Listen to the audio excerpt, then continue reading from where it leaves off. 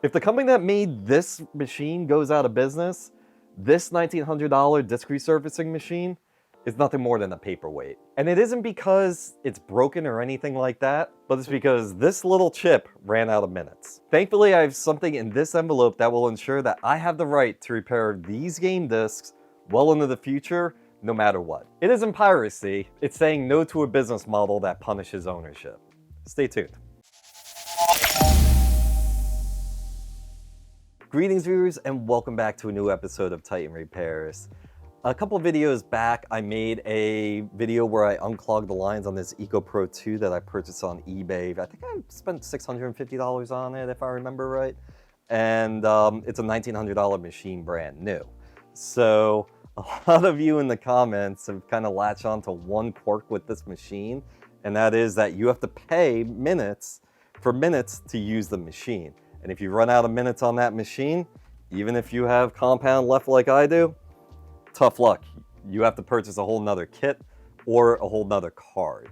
So a lot of people had an exception to that kind of business model, so I figure we're gonna do a follow-up video. Now, I was already planning when I made that video of purchasing what's in this envelope, and basically what this is an unlimited minutes mod.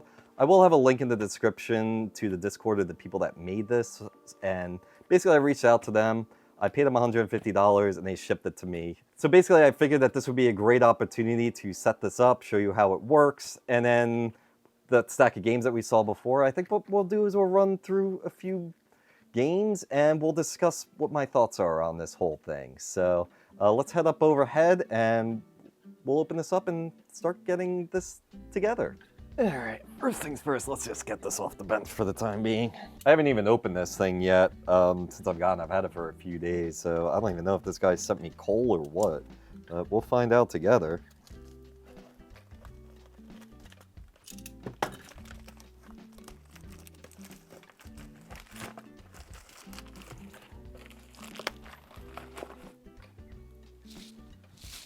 Alright, pretty plain brown box, which is to be expected for a kind of a fan project, I guess you could say. Oh, this thing's a lot smaller than I expected, but it came in a anti-static bag. That's pretty neat. Let's take it out. Oh, it's so small and cute. So yeah, little 3D printed device. It's got a little sticky thing on there. I did not see that on other YouTube videos of setting it up. So I'm not gonna really be going into a tutorial on how to set this up. So we're just gonna kind of go through, and it's kind of a gray area when it comes to YouTube. And I monetize, and even though I get peanuts from YouTube, those peanuts help to keep the channel alive. So yeah. Oh, that is a nice mini USB cable. That is really long. So this is the power cable. All right, very cool. So, are there no instructions with this thing? Oh boy, there are no instructions that came with this. Okay, I guess I'm gonna have to go to their Discord to see what the procedure is here. Okay, this seems as simple as it can get. I already have the power brick plugged in my bench here. So,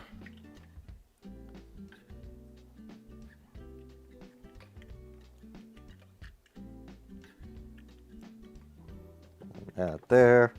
And then I do have a whole new, so I did purchase from Elm. I also have not really done anything with this yet. I got a GameCube adapter, so that I can do smaller GameCube discs on this. So that is really cool.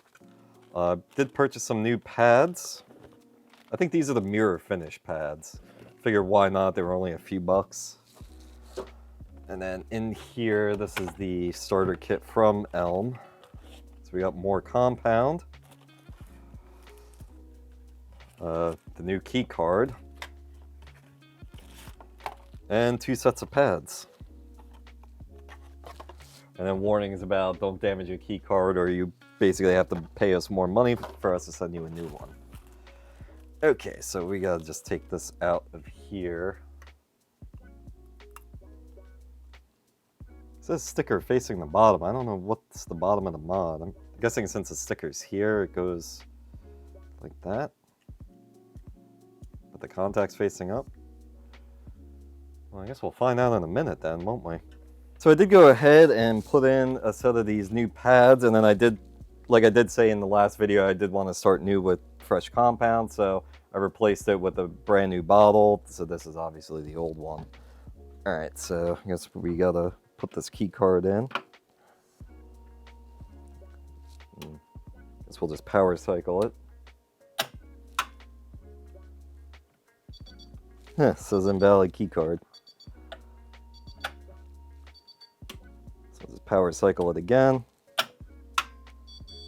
There we go. Now it says we have 800 minutes. So let's just run through just a couple games here.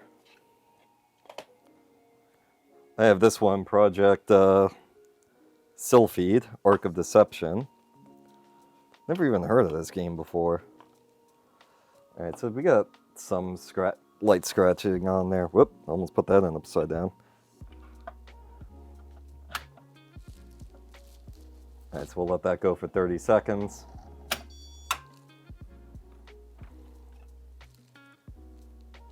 Yeah, looks much better. Let's just run that through one more time. Basically what I want to do is I do want to run the minutes down. We're going to test to see if this actually works. Very nice. So let's just swap this out real quick and just run those mirror finish pads over. See some swirl marks on there. Yeah, so these look kind of like a sponge.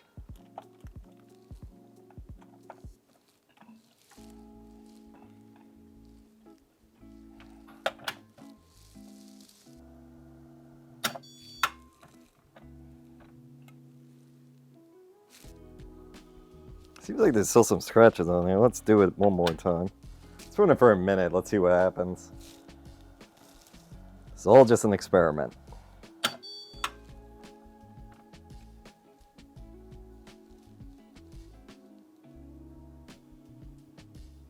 You might just have to wipe this down with a microfiber cloth. Future Chris here. I just wanted to point out something real quick. I didn't notice this at first because I was caught up in narrating. But the platter on the Eco Pro was dirty, and this caused the disc to move on the platter. So this made it overheat and warp the disc and ruin the label, making this disc useless. Which is a shame because I was going to keep this game. Live and learn. Alright, let's see if this will reset the minutes.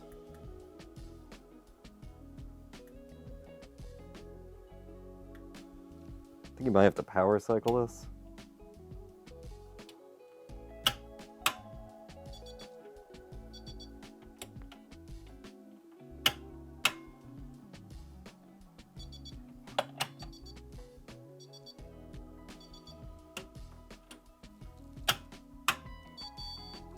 Haha, look at that, 800 minutes. It does say in the instructions that it will say invalid keycard sometimes, and you just keep resetting it until it says otherwise. But yeah, it works. Awesome. All right, and the last thing to do is affix this to the side. Make this a nice permanent addition. Come on.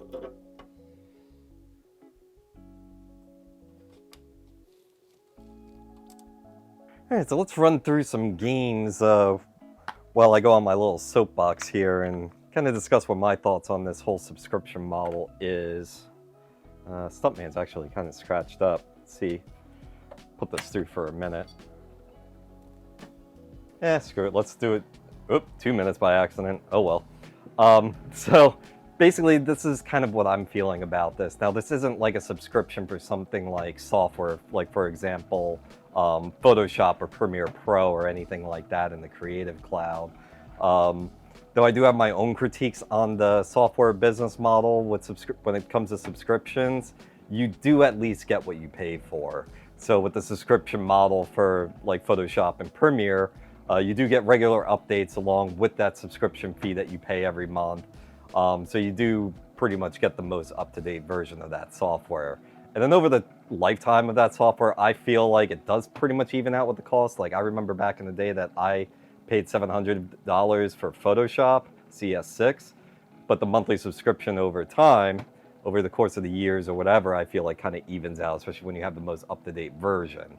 So me personally, I'd rather just pay for software outright. That's pretty much why I use DaVinci Resolve for my video editing for this channel. So I paid outright for the studio version for that, and what's kind of cool with DaVinci is they give you lifetime updates for as long as you own that version, and you can even transfer that license to a new computer, and you can have it on up to 2. So that's what I like, and kudos to Blackmagic Design for doing that. And I feel like something in terms of that is the most pro-consumer way to do it. Not that what Adobe's doing I think is anti-consumer. I mean, you do have options, at least if you want to go for the pay outright or go with the subscription and get regular updates. But like I said, either way, for that, you do get what you pay for. But that isn't the case with this EcoPro 2. That came out really good. Put that aside there. All right, let's throw in Twisted Metal Black. Ooh yeah, that's really scratched up. I'm not sure if that came through on camera. But yeah, that's not the case when it comes to the EcoPro 2. I already purchased the device. I mean, yeah, I bought it used, but I already purchased the device. And if you buy this thing new, it's $1,900. So you are already also purchasing the supplies. And it's a tangible product that you own, and they are putting functionality behind a $74 basically chip or card. And that's basically a digital toll booth. And there isn't even an option to purchase another card that maybe gives you unlimited functionality or more minutes or anything like that. So you're basically just tied to whatever they do. So that's also why I don't feel bad about buying the Defeat device that I have here. So I also think it's pretty wasteful as well. Now, I still have minutes left on the last card, and look how much compound I still have. So what am I supposed to do with this? Like, throw it out, dump it in the other bottle, just hold on to it and keep filling them up and then only buy the card? Like, it just doesn't make sense. And quite frankly, this is very anti-consumer behavior coming from Elm on this. And it's a very anti-consumer business model. So they basically, what I feel like that they do with this is that this is basically to lock you in to ensure that you only purchase their supplies and stay only within their ecosystem. The chip to get the minutes is $74 and probably only costs some peanuts to make. So it's basically, in my opinion, nickel and diming the consumer, the customer that's already purchased this device from the company. So I know like what a lot of people will probably say is, well, why don't you just go with another disk resurfacing device? And yeah, I did look into that. Unfortunately, the main competitor to this is called the Venmill Hybrid 2.0. And guess what? They also use a card, and that one actually gives you less minutes. So you're kind of stuck between a rock and a hard place there. You only have a couple options, and even their higher end machines still are tied to a card, one that you pay many more thousands of dollars for. Now, I was actually considering the Hybrid 2 because that also got really good reviews, although people were also complaining about the fact that that also uses a card. But at the time that I was looking for them, the Hybrid 2.0 was not defeated yet. But as of recording this, when I was looking to purchase the module for this device, they did recently crack it. So you can always go on Discord if you have one of those machines, and you can always ask them about that if you're interested. Royal Ransom, did we do that in the last video? I don't remember. No, I don't think so. Oh, maybe. It does look cleaner. We'll run it through for another 2 minutes. What's the worst that'll happen? Okay, so now let me put it in a hypothetical situation here.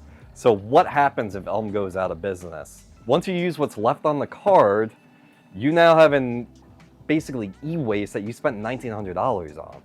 And let's be frank here, physical media is not what it used to be. I mean, now that streaming has pretty much taken over for music, movies, and I think maybe the next console cycle, like it's already rumored that the PS6 is not coming with a disc drive and that's a special add-on. So everything's going digital. So basically, what is the future of machines like this to help keep repairing physical media? Will there be a future for this company to sustain itself, or will they go out of business? I don't know, but I do predict that eventually down in the future, there's not going to be any demand too much, except for us collectors and stuff, for a machine like this. So take that with what you will. And personally, I think that this is a pretty troubling trend in our society right now. Subscriptions are taking over, there's no doubt about that. And it's one thing if you're paying for a subscription for something like a streaming service where you're getting what you pay for, or software that's continuously updated. But the troubling trend is like the EcoPro, there are more tangible products that you pay for and that you bought as a consumer that are now starting to be hidden behind paywalls. And there was a recent example, like not that long ago, where BMW started trying to hide things behind paywalls in their cars. So like you bought the car, it came with options already installed, like heated seats was what the big news was about it at that time. You pay for the car with heated seats, and then they were like, oh, you want the heated seats? Okay, well, that'll be X amount of dollars a month. Let's see how this came out. See if it got any better. Ooh, that looks pretty much perfect. Yeah, let's put in Guitar Hero Aerosmith. This one's also fairly scratched. Yeah, another 2 minutes. All right, so yeah, like I was saying, but luckily with BMW's case, the backlash was so intense that they ended up reversing course. So that's where I get to my next point. It's pretty much up to us as consumers to say no to anti-consumer practices such as this. That's why I have zero qualms that I purchased the mod to bypass the keycard. And I guess you can say in a way it's pretty much like a protest to not play the game that they're playing here, and just because I refuse to be nickeled and dimed by this company. So I will be continuing to purchase the supplies like the compound and the pads and all that stuff, all the accessories I need, but I'm just not going to pay to use a product that I have already gone ahead and paid for. So I guess that'll wrap it up here. So thank you so much for coming along with me on this and listening around my soapbox if you've made it this far. And if you like the video, make sure you give it a thumbs up and get subscribed down below. I do try to upload a video every couple weeks, usually like every 2 weeks-ish. So make sure you subscribe so you don't miss any future content. And with that said, thank you again for watching, and I'll catch you in the next video. Bye-bye for now.